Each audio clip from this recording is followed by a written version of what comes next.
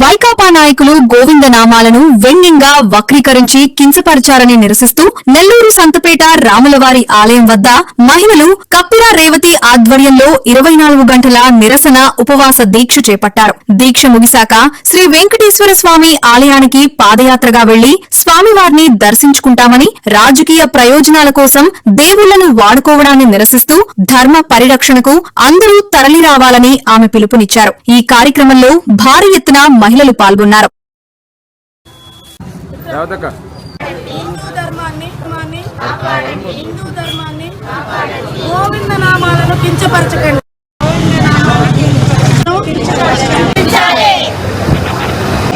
ఈరోజు ముఖ్యంగా కులాలకి మతాలకి అతీతంగా, రాజకీయ పార్టీలకు అతీతంగా హిందూ ధర్మాన్ని కాపాడండి అంటూ ఒక హిందువుగా నేను ఈరోజు ఉపవాస దీక్ష 24 గంటలు చేపట్టడం జరిగింది.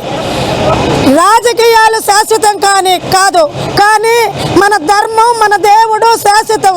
అయితే రాజకీయాలకి ఎవరైనా సరే గోవిందనామాల్ని ఉచ్చరిస్తుంటే అది కించపరిచే విధంగా ఉచ్చరించొద్దని మా ఒక్క విన్నపము.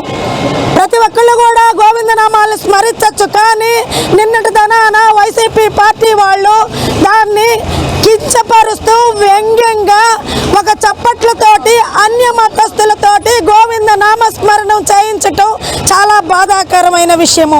అందరూ దేవుళ్ళు ఒకటే, ఎవరిని కూడా ఏ దేవుణ్ణి కూడా కించపరచకూడదు. యేసు ప్రభు అయినా, అల్లా అయినా, వెంకటేశ్వర స్వామి అయినా, ఏ దేవుడైనా వాళ్ళ యొక్క ధర్మాన్ని కాపాడాలి, వాళ్ళ యొక్క దేవుళ్ళని కించపరచకూడదు. మీరు వాళ్ళ యొక్క నామాలు స్మరించవచ్చు, కానీ వ్యంగ్యంగా స్మరించకూడదు. అయితే నేను ఈరోజు వెంకటేశ్వర స్వామిని ఒకటే విన్నవించుకుంటున్నాను.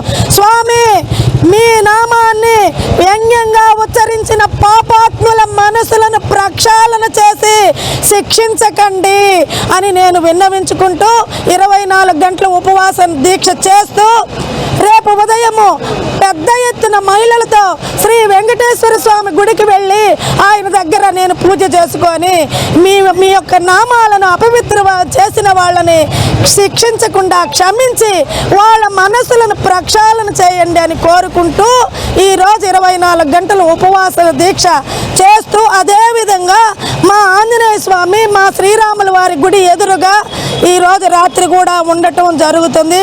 కాబట్టి ప్రతి ఒక్క హిందువు, ప్రతి ఒక్క దేవుణ్ణి కించపరిస్తే బాధపడే ఎవరైనా సరే పార్టీలకు అతీతంగా హిందూ ధర్మాన్ని కాపాడేదానికి తోడుండాలని మనస్ఫూర్తిగా కోరుకుంటూ, నమో వెంకటేశాయ, గోవింద గోవింద.